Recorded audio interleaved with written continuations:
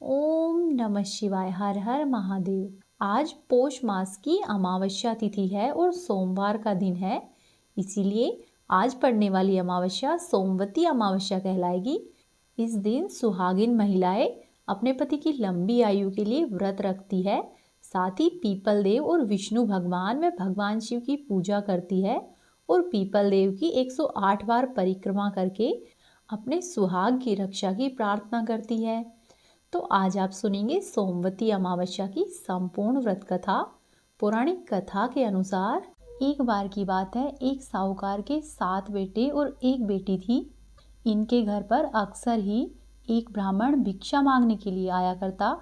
जब भी साहूकार की बेटी भिक्षा लेकर आती तो वह ब्राह्मण उसके हाथों से भिक्षा लेने से मना कर दिया करता और वह कहता कि तुम्हारे भाग्य में सौभाग्य नहीं वैधव्य लिखा है।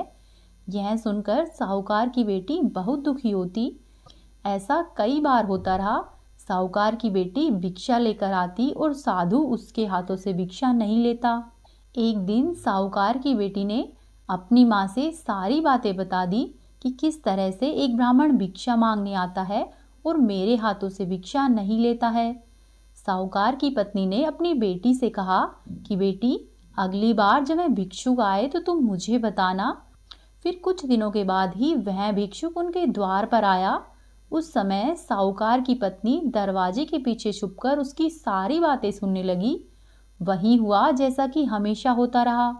भिक्षुक ने उस लड़की के हाथों से भिक्षा लेने से मना कर दिया और कहा कि तुम्हारे भाग्य में सौभाग्य नहीं वैधव्य लिखा है। इन बातों को सुनकर साहूकार की पत्नी दरवाजे के ओट से बाहर आई और भिक्षुक से कहने लगी कि एक तो हम तुम्हें भिक्षा दे रहे हैं और ऊपर से आप हमें अशुभ बातें कह रहे हैं। ब्राह्मण ने कहा कि मैं जो कुछ कह रहा हूँ वह सच है। आपकी बेटी के भाग्य में ऐसा ही लिखा है। जब विवाह के समय आपकी बेटी के फेरे हो रहे होंगे, उस समय एक सांप आएगा और इसके पति को काट लेगा, जिसके कारण से यह विधवा हो जाएगी। ब्राह्मण की सारी बातें सुनकर साहूकार की पत्नी अत्यधिक दुखी हुई, लेकिन वह फिर ब्राह्मण से बोली कि हे ब्राह्मण देव, अगर आपको ये पता है कि यह विधवा होगी तो आपको ये भी अवश्य ही पता होगा कि इसका वैधव्य दोष किस तरह से दूर होगा और इसके सुहाग की रक्षा कैसे होगी। साहूकार की पत्नी के ऐसा पूछने पर उस ब्राह्मण ने कहा कि यहाँ से कुछ दूरी पर एक गांव है, वहाँ पर एक सोना धोबिन रहती है। वह हर अमावस्या को व्रत रखती है, इसी वजह से उसका सुहाग अटल है। अगर वह यहाँ पर आकर अपना सुहाग आपकी बेटी को दे दे तो इसका वैधव्य दोष टल सकता है। ब्राह्मण की बात सुनकर साहूकार की पत्नी ने ब्राह्मण का धन्यवाद किया और वह सोना धोबिन की तलाश में अपने घर से निकल गई। एक दिन वह बहुत धूप की वजह से एक पीपल के पेड़ की छाया में बैठकर सुस्ता रही थी। तभी उसने देखा कि एक सांप आया और उस पीपल के पेड़ पर गरुड़ के बच्चे को खाने के लिए पेड़ के ऊपर चढ़ने लगा। साहूकार की पत्नी ने उस सांप को मार दिया और गरुड़ के बच्चों की रक्षा की। इतनी ही देर में गरुड़ भी वहां पर आ पहुंचा। उसने देखा कि यहाँ पर तो खून गिरा हुआ है। गरुड़ को लगा कि साहूकार की पत्नी ने उसके बच्चों को नुकसान पहुंचाया है, इसीलिए गरुड़ ने उस पर हमला किया। लेकिन साहूकार की पत्नी ने उसे रोका और कहा कि मैंने तो तुम्हारे बच्चों की सांप से रक्षा की है। गरुड़ ने जब सच जाना तो उसने कहा कि तुमने मेरे बच्चों की रक्षा की है, इसलिए ये बताओ कि अब मैं किस तरह से तुम्हारी मदद कर सकता हूँ। तब साहूकारनी ने गरुड़ पक्षी को बताया कि मैं सोना धोबिन की तलाश में निकली हूँ, अगर तुम मुझे उस तक पहुँचा दो तो तुम्हारा बहुत उपकार होगा। साहूकारनी को गरुड़ ने सोना धोबिन के गांव में अपने पंखों पर बिठाकर पहुंचा दिया। सोना धोबिन के 7 बेटे और बहुएं थी, लेकिन उसकी बहुओं में घर के काम को लेकर अक्सर कहासुनी होती रहती थी। साहूकारनी को एक उपाय सूझा और वह रात को जब सभी लोग सो जाते तब सोना धोबिन के घर में चुपचाप से चली जाती और घर का सारा काम करके सुबह होने से पहले ही वापस आ जाती। कई दिनों तक ऐसा ही चलता रहा तो एक दिन सोना धोबिन ने सोचा कि मेरे घर का सारा काम बिना किसी कलह के किस तरह से हो जाता है, मैं यह जरूर देख कर रहूंगी। ऐसा सोचकर सोना धोबिन एक दिन छुपकर बैठ गई। रात के समय जब साहूकार की पत्नी आई और वह सारे काम करने लगी, तब सोना धोबिन ने उसे देख लिया।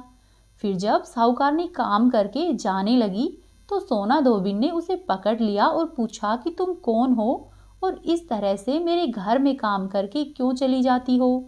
तब साहूकारनी ने कहा कि मैं तुम्हें सब कुछ बता दूंगी, लेकिन पहले वचन दो कि सब कुछ जानने के बाद तुम मेरी मदद करोगी। सोना धोबिन ने साहूकारनी को वचन दे दिया। साहूकारनी ने सारी बातें सोना धोबिन को कह सुनाई और अपने साथ चलने के लिए कहा। सोना धोबिन साहूकारनी के साथ चल दी और अपनी बहुओं से कहा कि मेरे लौटने तक हो सकता है तुम्हारे ससुर जी की मृत्यु हो जाए, लेकिन इनके शरीर को तेल में डुबो कर रखना, अंतिम संस्कार मत करना। फिर सोना धोबिन साहूकारनी के साथ उसके घर पर आ गई और जब साहूकारनी की बेटी की शादी हो रही थी, तब फेरों के समय एक सांप लहलहाता हुआ चला आया। सोना धोबिन ने उस सांप के आगे दूध रखा और लावा रख दिया। जैसे ही वह दूध पीने लगा, सोना धोबिन ने उस सांप को मार दिया। इसके बाद सोना धोबिन ने कहा कि अब तक जो भी सोमवती अमावस्या के व्रत मैंने किए हैं, उन सब का पुण्य मैं इस साहूकारनी की बेटी को देती हूँ। इसके बाद साहूकारनी की बेटी का वैधव्य टल गया और वह सौभाग्यवती बन गई। इसके बाद सोना धोबिन अपने गांव की ओर लौटने लगी तो एक दिन रास्ते में सोमवती अमावस्या आ गई। धोबिन ने इस दिन व्रत रखा और पीपल की पूजा की, कथा का पाठ किया और इसी बीच में सोना धोबिन के पति की मृत्यु हो गई। जब वह वापस घर पर लौटी तो उसने रास्ते में किए गए सोमवती अमावस्या का पुण्य अपने पति को दे दिया। इस प्रकार से उसका मरा हुआ पति फिर से जीवित हो उठा। फिर लोगों ने जब सोना धोबिन से पूछा कि तुमने अपने मरे हुए पति को किस प्रकार से जीवित कर लिया, तब उसने बताया कि सोमवती अमावस्या व्रत के प्रभाव से ही मैंने अपने पति को जीवित किया है। सोना धोबिन के कहे अनुसार और बताए अनुसार ही गांव के सभी लोग उस दिन से सोमवती अमावस्या का व्रत करने लगे। हे अमावस्या माता, जैसे आप सोना धोबिन पर प्रसन्न रहती है, वैसी ही सभी पर रहना। इस कहानी को कहने वाली, सुनने वाली और होकारा भरने वाली सभी बहनों को अमर सुहाग देना और हमेशा ही घर परिवार की रक्षा करना। अब आप सुनिए अमावस्या की अगली कथा। प्राचीन समय में धर्मवर नाम का एक ब्राह्मण था। वह ब्राह्मण बहुत ही धार्मिक प्रवृत्ति का था। ऋषि और मुनियों का वह बहुत आदर करता था। एक बार उस ब्राह्मण ने किसी महात्मा के मुख से भगवान विष्णु की महिमा के बारे में सुना। जब ब्राह्मण ने सुना तो उसे पता चला कि भगवान विष्णु के नाम को जपने से ज्यादा पुण्य किसी भी कार्य में नहीं है। धर्मवर ने इस बात को आत्मसात कर लिया और इस तरह से उसका मन सांसारिक जीवन से भी दूर हो गया। वह केवल श्रीहरि के चरणों में ही लीन रहता और भक्ति करता। इसी तरह से वह जगह जगह पर जाता, साधु संतों से मिलता और घूमता रहता। वह दिन भर श्रीहरि के नाम का जाप करता। एक दिन भ्रमण करते करते धर्मवर ब्राह्मण पितृलोक में पहुंच गया। वहां पर उस ब्राह्मण ने अपने पितरों को बहुत अधिक कष्ट में देखा। उन्हें कष्ट में देखकर उसका कारण पूछा तो पितरों ने उस ब्राह्मण को बताया कि हमारी हालत के जिम्मेदार तुम हो। तुम्हारे संन्यास लेने के कारण ही अब कोई भी हमारे पिंडदान करने वाला शेष नहीं है। धर्मवर्ण को इस बात के लिए बहुत अधिक दुख हुआ। तब उसके पितरों ने कहा कि तुम ऐसा करो, वापस जाकर गृहस्थ जीवन की शुरुआत करो, संतान उत्पन्न करो और वैशाख अमावस्या के दिन विधि विधान से पिंडदान करना। यदि तुम ऐसा करोगे तभी हमें सभी प्रकार के कष्टों से छुटकारा मिलेगा। पंडित धर्मवर्ण ने अपने पितरों को वचन दिया और वहां से वह वापस आ गया। इसके बाद धर्मवर्ण ने अपना सन्यासी जीवन छोड़ा और एक बार सांसारिक जीवन को फिर से अपना लिया। और जब फिर वैशाख अमावस्या आई तो उसने पूरे विधि विधान से अपने पितरों का पिंडदान किया, वह उनको मुक्ति दिलाई। इस प्रकार से धर्मवर्ण ने वैशाख अमावस्या के दिन अपने पितरों को मुक्ति दिलाई। एक बार प्रेम पूर्वक बोलिए श्री हरि विष्णु भगवान की जय। ओम नमः शिवाय। हर हर महादेव। आइए अब आप सुनिए अमावस्या की दूसरी कथा।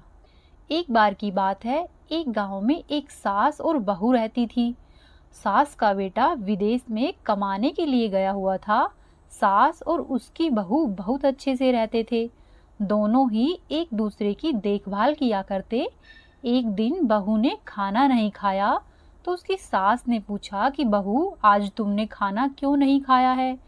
तब बहू ने कहा कि सासू माँ, आज मेरा अमावस्या का व्रत है, इसीलिए मैंने खाना नहीं खाया है।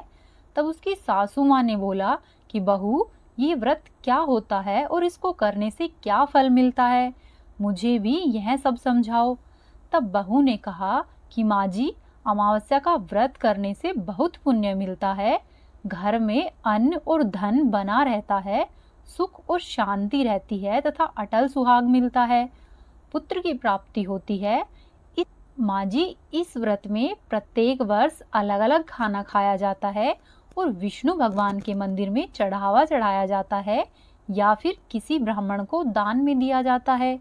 इस व्रत में पहले साल शक्कर, घी और चावल से बना हुआ खाना खाया जाता है और पहले साल व्रत पूर्ण होने के बाद 1.25 किलो चावल और 1 कटोरी घी तथा 1 कटोरी शक्कर का दान किसी ब्राह्मण को दिया जाता है।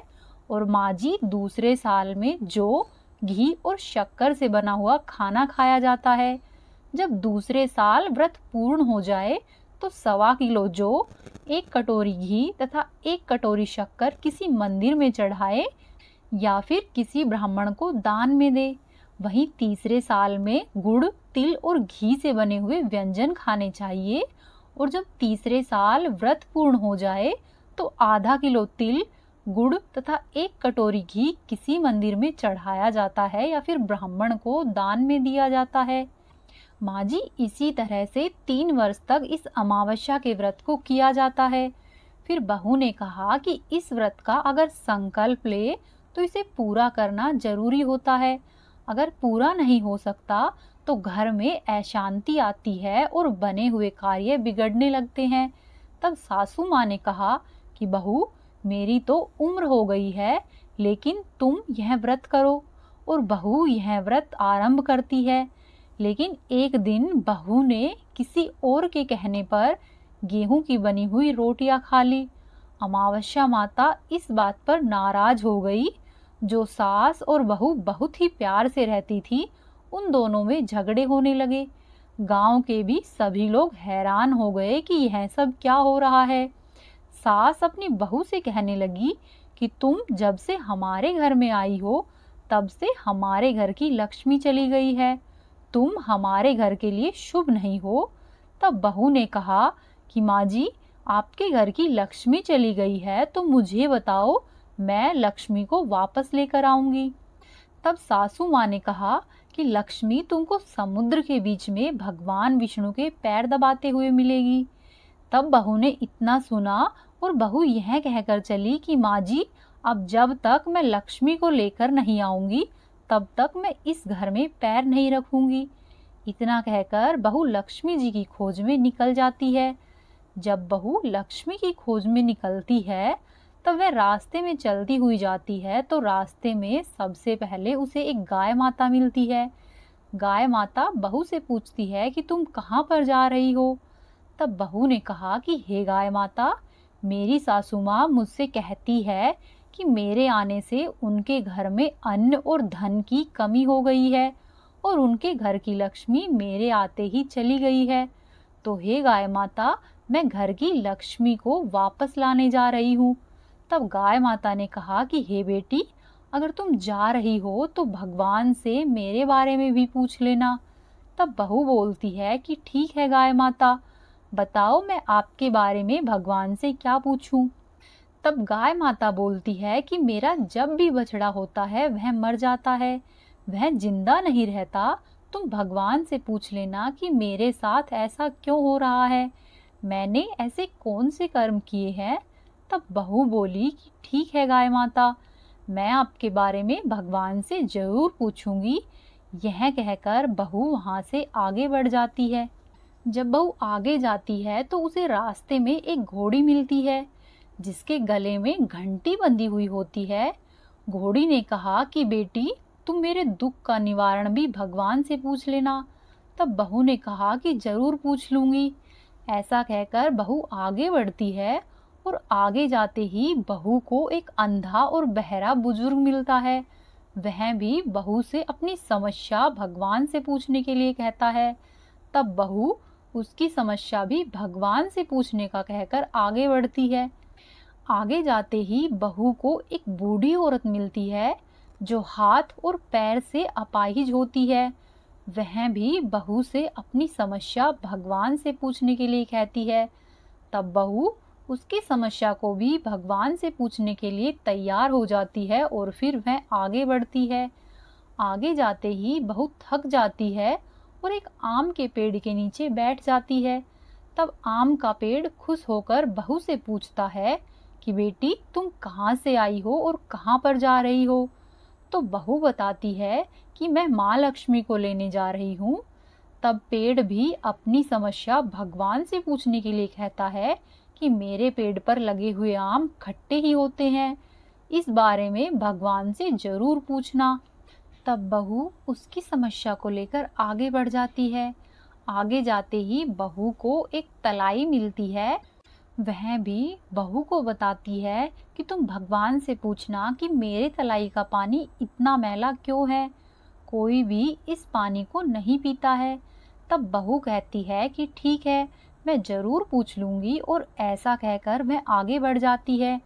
बहू बहुत दिनों तक जंगल में चलती रहती है। चलते चलते वह बहुत थक जाती है। उसे भूख भी लग रही होती है, लेकिन खाने के लिए कुछ नहीं मिलता, जिसके कारण वह थक जाती है और जंगल में बेहोश हो जाती है। उसी समय भगवान विष्णु और माता लक्ष्मी वहां पर विचरण करते हुए आते हैं। तब माता लक्ष्मी विष्णु जी से कहती है कि हे नाथ, यह आपकी बहुत बड़ी भक्त है, आप इसके दुखों का निवारण करो। तब भगवान विष्णु कहते हैं कि इस संसार में बहुत से जीव दुखी हैं। सभी जीव अपने अपने कर्मों का फल भोग रहे हैं, मैं किस किस के दुखों का निवारण करूं? तब माता लक्ष्मी भगवान विष्णु जी से विनती करती है और कहती है कि वह भूखी प्यासी है, अगर यहाँ पर इसे ऐसे ही छोड़ दिया तो जंगली जानवर इसे अपना शिकार बना देंगे। माता लक्ष्मी की यह बात सुनकर भगवान विष्णु एक साधु का वेश धारण करते हैं और बहू के पास जाते हैं और उसे होश में लाते हैं। बहू के होश में आते ही साधु वेशधारी भगवान जी उससे पूछते हैं कि तुम यहाँ पर क्यों आई हो और कहाँ पर जा रही हो? तब बहू उन्हें पूरी बात बताती है। उसकी बात सुनकर भगवान विष्णु और माता लक्ष्मी उसे साक्षात दर्शन देते हैं। उनके साथ अमावस्या माता भी प्रकट होती है। तब बहू उनके चरणों में गिरकर वंदना करती है।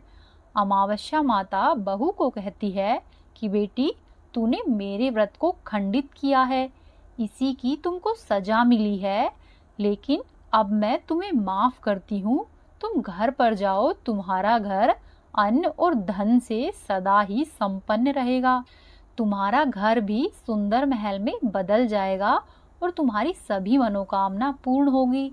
यह सब होने के पश्चात बहू रास्ते में जो जो भी मिला था उन सभी के दुखों का निवारण करने के लिए भगवान से विनती करती है। तब भगवान विष्णु बोलते हैं कि गाय ने कभी भी अपना दूध किसी को भी नहीं पिलाया, इस वजह से उसके बछड़े जिंदा नहीं रहते हैं। तुम उसका दूध पी लेना, उसके बाद से उसके बछड़े जिंदा रहने लगेंगे। और वह घोड़ी पिछले जन्म में आटा पीसने वाली महिला थी, वह किसी को भी आटा नहीं पीसने देती थी, इसीलिए ही उसके गले में चक्की के पाट बंधे हुए हैं। तुम उसके पाट खोल देना, जिससे कि वह बिल्कुल ठीक हो जाएगी। और वह बुजुर्ग कभी भी भगवान के मंदिर में नहीं गया था और ना ही उसने कभी भी भगवान के भजन सुने थे। तुम ऐसा करना, तुम उसको मंदिर लेकर जाना और दर्शन करवा देना, फिर वह पूर्णतः ठीक हो जाएगा। और वो जो बुजुर्ग महिला थी, उसने कभी भी अपनी जवानी में दान पुण्य नहीं किया, इसीलिए ही उसको आज ये सजा मिली है। तुम ऐसा करना, उससे दान करवा देना, तो उसकी विकलांगता दूर हो जाएगी। और उस आम के पेड़ ने कभी भी किसी भी बच्चे को आम नहीं खाने दिए, इसीलिए ही उसके सभी आम खट्टे होते हैं। तुम ऐसा करना, उस पेड़ का आम खा लेना, फिर उस पेड़ पर मीठे आम आएंगे। और जो तलाई है, तलाई का पानी पिछले जन्म में देवरानी और जेठानी थी, वह हमेशा ही झगड़ती रहती थी, इसीलिए ही उसका पानी मैला है। तुम ऐसा करना कि उस पानी को पी लेना, फिर वह तलाई शुद्ध हो जाएगी। ऐसा सुनकर बहू ने भगवान विष्णु, माता लक्ष्मी और अमावस्या माता को नमन किया और अपने घर पर जाने के लिए निकल ली। जब वह वापस आ रही थी तो रास्ते में उसे जो जो भी मिला, उसने उन सब की समस्या भगवान के कहे अनुसार दूर कर दी। सभी उसे खूब आशीर्वाद देते हैं। उसके बाद जब वह घर पहुंची तो उसका घर एक सुंदर से महल में बदल गया था तथा घर में अन्न और धन के भंडारे भरे पड़े थे। तब बहू सास से कहती है कि सासू माँ, आपने सच ही कहा था कि आपके लिए मैं शुभ नहीं हूँ। मेरे जाने से ही आपके घर में लक्ष्मी आई है। अब मैं यहाँ से मरने जा रही हूँ और आप यहीं पर रहे। तब सासू माँ ने कहा कि बेटी, यह सब तो तुम्हारे अमावस्या का व्रत करने का फल है। तुम यहाँ पर ही रहोगी, तुम कहीं भी नहीं जाओगी। ऐसा कहकर सास ने बहू को घर के अंदर बुलाया। फिर सास और बहू खुशी खुशी रहने लगे। फिर कुछ दिनों बाद ही उसका बेटा भी विदेश से वापस लौट आया और घर में यह सब देखकर बहुत ही खुश हुआ। तब उसकी माँ ने अमावस्या का व्रत करने की सारी बातें कह सुनाई। उसके बाद से वो लोग खुशी खुशी रहने लगे। हे अमावस्या माता, जैसा आपने बहू और सास को दिया है वैसा ही सबको देना। सबके घर में अन्न और धन के भंडारे भरे रखना। जो भी इन व्रत कथाओं को पढ़े या सुने, उसकी हर प्रकार की मनोकामना पूर्ण करना। बोलो अमावस्या माता की जय, बोलो लक्ष्मी नारायण की जय। ओम नमः शिवाय, हर हर महादेव। ये थी आज की कथाएं। उम्मीद है आपको पसंद आई होगी। आपसे एक निवेदन है, यदि आपने अभी तक चैनल को सब्सक्राइब नहीं किया है तो चैनल को सब्सक्राइब कर ले, वीडियो को लाइक करें और वीडियो को शेयर करें। आपका दिन शुभ और मंगलमय हो। राधे राधे।